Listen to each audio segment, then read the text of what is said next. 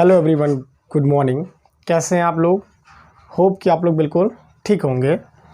चलिए देखिए, आज की क्लास में हम लोग डिस्कस करेंगे एक क्वेश्चंस है जो काफ़ी दिन पहले जो सीबीएसई जो है टर्म 2 के लिए जो सैम्पल पेपर निकाले थे, ठीक है, उसमें से जो क्वेश्चन नंबर 14 है, ठीक है, हमने यहाँ लिखा है CBSE sample paper term 2 arithmetic progressions का ये क्वेश्चन है क्लास 10th का। देखिए, ये जो केस स्टडी टाइप क्वेश्चंस होता है बुक में ही बनाए हैं और यहाँ भी दिया है, और आपको केस स्टडी टाइप्स 2 क्वेश्चंस पूछे जाएंगे इस एग्ज़ाम में, ठीक है। टर्म 2 का जो एग्ज़ाम होने वाला है 26 अप्रैल से। केस स्टडी टाइप्स एक तो ट्रिग्नोमेट्री से है, यानी हाइट एंड डिस्टेंस से। तो खैर ये तो हम तो कहते हैं दोनों, कोई सिंपल या कोई हार्ड क्वेश्चन तो होता ही नहीं है। क्या है ना कि इसमें स्टूडेंट्स जो है इतना बड़ा, यहाँ तो आपको हम क्वेश्चंस नहीं लिखे हैं बोर्ड पे, इसलिए क्योंकि क्वेश्चंस काफ़ी बड़ा है। अगर हम लिखेंगे तो मेरा बोर्ड ही भर जाएगा, इसलिए हम क्वेश्चंस को नहीं लिखे। आपको हम समझा दे रहे हैं। क्वेश्चंस यहाँ हम जस्ट कुछ देर में यहाँ पे लगा देंगे आपकी वीडियो में, यहाँ से आप देख लीजिएगा, ठीक है। जैसे क्वेश्चन 14 की बात करें तो ये जो 14 में जो पुशअप वाला क्वेश्चन है ना, ये देखिए और ये देखिए, इतना देर में है, इतना जगह में है, काफ़ी ज़्यादा लंबा क्वेश्चन दिख रहा है, ठीक है। तो देख करके ये नहीं घबरा जाना है कि इतना बड़ा क्वेश्चन है तो उसका सॉल्यूशन बड़ा हो जाएगा, ऐसा कोई ज़रूरी नहीं है। बड़ा क्वेश्चन का सॉल्यूशन भी छोटा हो सकता है और छोटा क्वेश्चन का भी सॉल्यूशन बड़ा हो सकता है। वो डिपेंड करता है क्वेश्चन कैसा है। और सबसे ज़रूरी बात यह है कि कोई क्वेश्चंस जो है, कोई भी प्रॉब्लम क्वेश्चंस सिंपल या हार्ड बिल्कुल नहीं होता। वो क्वेश्चंस आपके लिए हार्ड तब तक है जब तक कि आपको समझ में नहीं आता। अगर आप उसको समझ जाते हैं तो सब फिर सोच लीजिए कि उससे सिंपल कोई क्वेश्चन से नहीं दिखेगा आपके लिए, ठीक है। तो ये जो केस स्टडी टाइप क्वेश्चंस है, तो इसको देख करके घबराना बिल्कुल नहीं है। इसको आप बारीकी से पढ़िए।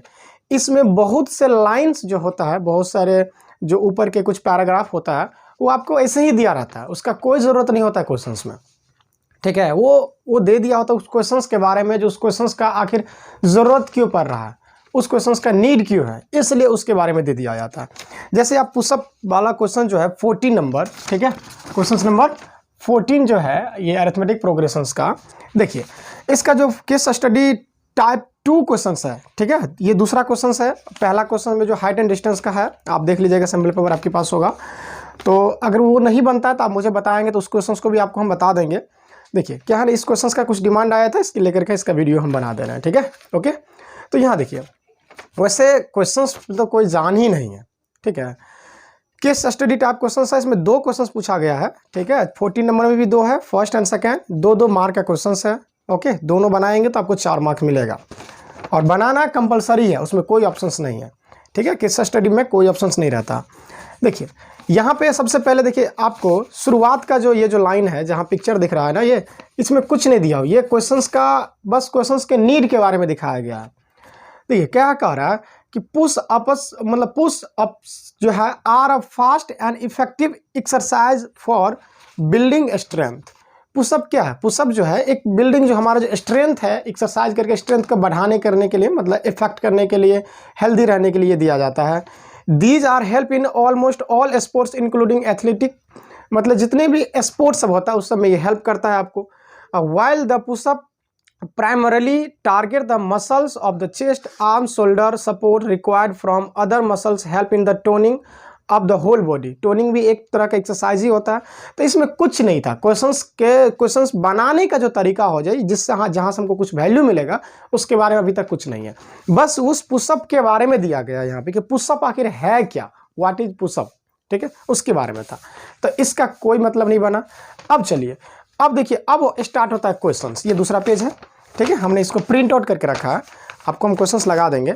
इस दूसरा पेज में देखिए क्या कर रहा है, नितेश नाम का एक लड़का है। Nitesh want to participate in a pushup challenge. कोई एक पुशअप चैलेंज है जहां वो पार्टिसिपेट होना चाहता है।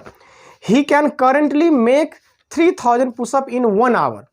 अभी जो उसका जो क्षमता है, स्ट्रेंथ है करने का, वो शुरुआत में कितना कर रहा है, देखिए 3000, ठीक है, 3000 पुशअप वो कर सकता है। He can currently make 3000 pushup in 1 hour. 1 hour, एक दिन में, सॉरी 1 आवर में, 1 घंटा में जो है ना, वो 3000 पुशअप वो कर सकता है, 3000 पुशअप, ओके।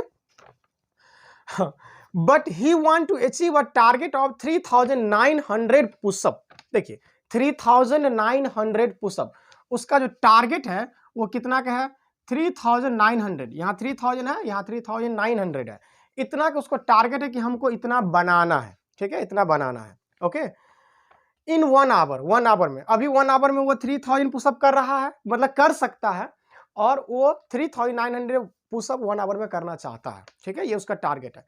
देखिए क्वेश्चन समझ लीजिए, समझने में जो टाइम लगेगा वही टाइम है, उसके बाद आप तो खुद बना लेंगे। क्वेश्चंस अगर समझ गए तो क्वेश्चंस का आधा सॉल्यूशन कंप्लीट हो गया। और आपको हम स्टार्टिंग में ही बता दिए कि कोई क्वेश्चन सिंपल या हार्ड बिल्कुल नहीं, बड़ा क्वेश्चन देख करके आप तो डरिए ही नहीं बिल्कुल, बस उसको बारीकी से पढ़िए, धीरे धीरे पढ़िए। क्वाड्रेटिक इक्वेशंस का, अरिथमेटिक का कुछ क्वेश्चंस और हाइट एंड डिस्टेंस का तो लगभग सारे क्वेश्चंस बराबर लाइन, मतलब ज्यादा लाइन में तो दिखेंगे ही, ज्यादा पैराग्राफ में, तो ऐसा थोड़ी है कि वो हार्ड होता है, बिल्कुल नहीं होता। आप उसको समझते हैं तो सिंपल बन जाता है क्वेश्चंस। ओके, तो देखिए अभी ये करेंटली वो इतना कर सकता है, लेकिन उसका टारगेट 3900 का है। और देखिए with each day of practice, वो हर दिन जो प्रैक्टिस करता है, he is able to make 5 more pushup in 1 hour. वो प्रैक्टिस कर रहा है, डेली प्रैक्टिस करता है, तो 5 मोर पुशअप जो है ना डेली, वो क्या करता है, इंक्रीज कर रहा है। He is able to make 5 more pushup in 1 hour as compare to the previous day. हर दिन वो 5 पुशअप वो ज्यादा करके वो इंक्रीज कर रहा है, और वो उसमें एबल है, वो कर सकता है। तो मान लीजिए कि फर्स्ट डे जो वो स्टार्ट किया उसका 3000 पुशअप है, सेकेंड डे 5 पुशअप बढ़ा दिया तो 3005 हो गया, थर्ड डे कितना हो गया 3000 फिर 5 बढ़ जाएगा तो 10 हो गया, 3015 हो गया। इसी तरह से ये बढ़ते जाएगा। उसका टारगेट कितना का है, लास्ट में जाकर के ये लास्ट में 3900 में पहुंच जाएगा। इधर बोर्ड में जगह नहीं है इसलिए वहां पर डाल दिया, ठीक है। तो ये इतना करके बढ़ते गए। ओके, मतलब 3000 से स्टार्ट किया, फर्स्ट डे वो 3000 पुशअप करेगा, सेकेंड डे 3005 करेगा, थर्ड डे 3010 करेगा, फोर्थ डे 3015। इसी तरह से वो बढ़ते करके उसका जो टारगेट है वो कहां पे है 3900, कभी ना कभी तो वहां पहुंच जाएगा, ठीक है। तो वही कह रहा है, चलिए कह रहा है इफ, और आगे चल करके वही दे दिया, if on first day practice he makes 3000, दे दिया है, आपको पहले ही बता दिए थे। Continues to practice regularly till his target is achieved, regularly वो प्रैक्टिस करते रहा तो उसका टारगेट उसको अचीव मतलब मिल गया।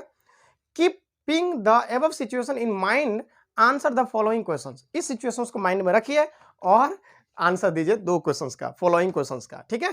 देखिए पहला क्या कर रहा है, फॉर्म एन एपी एक फॉर्म करिए representing the number of the pushup per day and hence find the minimum number of days, hence find the, देखिए निकालना क्या है, निकालना है minimum number of days he needs to practice before the day his goal is accomplished. His goal is accomplished, accomplished का मतलब होता है जो गोल उसका अचीव कर लिया, उसको मिल गया। मतलब मिनिमम नंबर ऑफ डेज, कम से कम कितने दिनों में, कम से कम कितने दिनों में वो 3900 पुशअप पे पहुंच जाएगा, उसका जो टारगेट है 3900 का वहां तक वो पहुंच जाएगा। तो first day 3000, second day, third day, तो इसमें जो है ना, ये देखिए ये एपी में आ रहा है कि ना आ रहा है, ये एपी में आ रहा है, एपी का ये फर्स्ट टर्म हो गया, ये एपी का क्या हो गया फर्स्ट टर्म, एपी का फर्स्ट टर्म हो गया 3000, ठीक है। और इसका जो कॉमन डिफरेंस होगा, कॉमन डिफरेंस डी बराबर 5 का हो जाएगा, क्योंकि 5 करके बढ़ रहा है। और ये लास्ट में चल गया, मान लेंगे कि ये n डेज में ये कंप्लीट करेगा, कितना डेज में, n डेज में, तो ये n डेज में कंप्लीट करेगा, first day, second, third, fourth, fifth, तो n डेज में करेगा, तो nth टर्म हो गया ये क्या हो गया, ये जो है ये हो गया nth टर्म का वैल्यू 3900। तो यहां से tn का फॉर्मूला निकाल करके आराम से n निकल जाएगा, आएगा कि नहीं आएगा। ओके, तो चलिए अब देखिए इसको थोड़ा सा लिखेंगे कैसे, तो हम सॉल्यूशन स्टार्ट करेंगे। ऊपर में पुशअप का जो डिटेल दिया था उस सबसे खैर कोई मतलब नहीं है। ओके, तो इसका जो दिया है, क्योंकि ए बी फॉर्म करना है। ओके, देखिए यहां आप लिख लीजिए डायरेक्ट कि फ्रॉम द गिवन डाटा, देखिए जो डाटा दिया हुआ है, ठीक है, from the given data required AP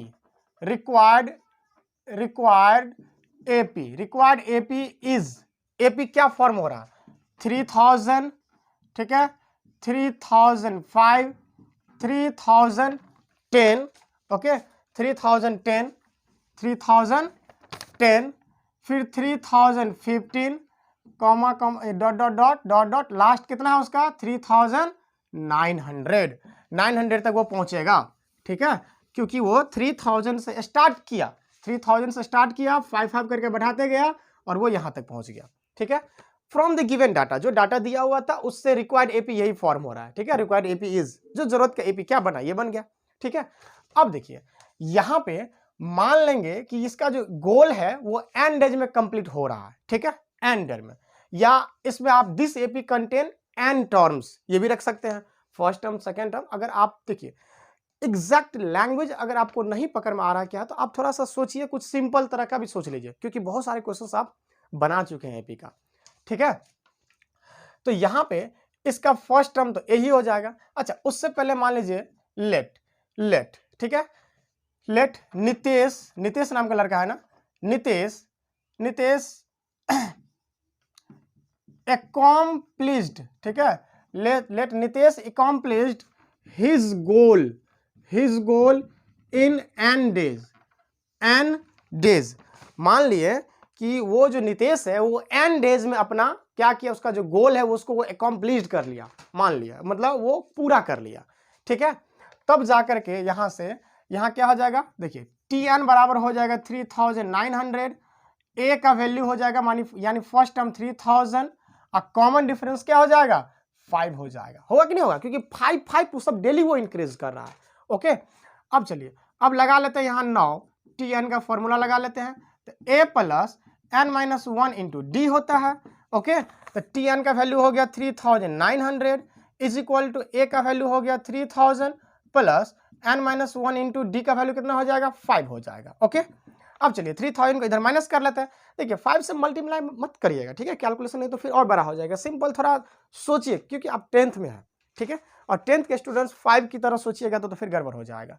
यहाँ पे 3000 घटा लेंगे तो डायरेक्ट लिख सकते हैं हम 900, ठीक है, is equal to n minus 1 into 5। देखिए अब इसी 5 को यहाँ से मल्टीप्लाई हो रहा है, तो मान लीजिए इस 5 को यहाँ से हटा करके मल्टीप्लाई हो रहा है, तो इधर डिवाइड हो जाएगा 5, ओके। तो 5 से जो डिवाइड करिएगा 18 180 हो जाएगा, 180 बराबर n माइनस 1, ओके। तो n इज इक्वल टू 1 इधर आ जाएगा तो 181 हो जाएगा, n डेज, कितना डेज, n का वैल्यू कितना आ गया 181 डेज, 181 दिन। वो शुरुआत से first day, second day, third day करते जाएगा 181st डे 181, 30 छके 180, 6 महीना 1 दिन में वो अपने टारगेट को पूरा कर लेगा, ठीक है, बात समझा ना, 181 डेज में।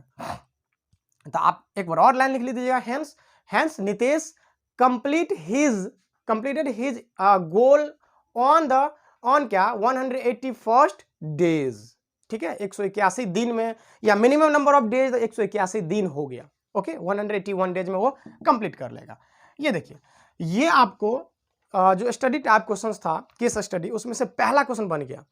दूसरा क्या कर रहा है, दूसरा कह रहा है find the total number of pushup perform by the Nitesh up to the day his goal is achieved.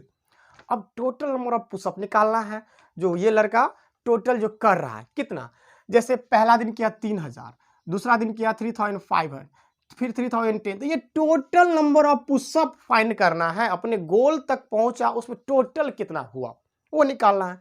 तो एकदम सिंपल है, ये तो पहला क्वेश्चन हो गया, ठीक है, ये पहला हो गया इसका। ये दूसरा देखिए, टोटल पुशअप, ठीक है, total pushups is equal to देखिए सॉरी, देखिए total pushup is equal to, यहां जो है ये तो आपको एपी में जा रहा है ना, मतलब, और इसको प्लस कर दीजिएगा, यानी कि आपको ये सीरीज में आ जाएगा। SN टर्म का सम फाइंड करना पड़ेगा, सॉरी SN मतलब n टर्म का सम, फर्स्ट n टर्म का सम फाइंड करना पड़ेगा, यानी SN का वैल्यू निकालना होगा, किसका, SN का निकालना होगा ना। अब जरा देखिए यहाँ पे टोटल पुशअप, यानी अगर हम यहाँ पे टोटल पुशअप दैट इज कितना S181, क्योंकि हमको पता चल गया है कि टोटल हमारे पास कितना है 181 टर्म्स है इसमें, है ना। Sn, अरे Sn का फॉर्मूला क्या होता है? और देखिए Sn का फॉर्मूला तो एक तो ये होता है n/2 into 2a plus n-1 into D, इससे भी निकल जाएगा सम। दूसरा फॉर्मूला होता है Sn का n/2 into a plus L, a plus L. L what is L? तो L is the last term, L is the last term, L is the क्या? लास्ट टर्म, nth टर्म, ठीक है। L का value last term, A का value first term, और N का value तो पता ही है। तो आपको यहाँ पे फर्स्ट टर्म ही मालूम है, ए का वैल्यू फर्स्ट टर्म मालूम है, और एल लास्ट टर्म भी मालूम है। तो हम ये ऊपर वाला फॉर्मूला क्यों लगाएं? ये सिंपल वाला क्यों नहीं लगा लेंगे? बात समझे ना। तो यहाँ पे S181 लगाना है, तो यहाँ क्या लिखेंगे? n/2 होता है ना, तो n/2, तो n के जगह 181/2 हो जाएगा। 181 बाय क्या हो जाएगा? 2 हो जाएगा।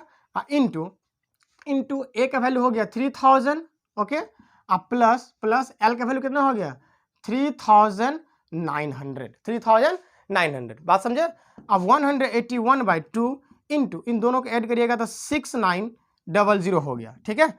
अगर आप इसे काटते हैं तो 34 34 2 जा 68 होता, तो 3450, तो 181 इंटू 3450, बस इसको मल्टीप्लाई करना है, ठीक है।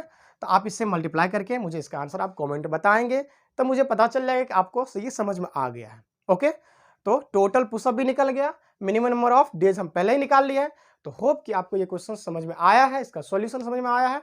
ओके, मिलेंगे अगले वीडियो में, तब तक के लिए थैंक यू।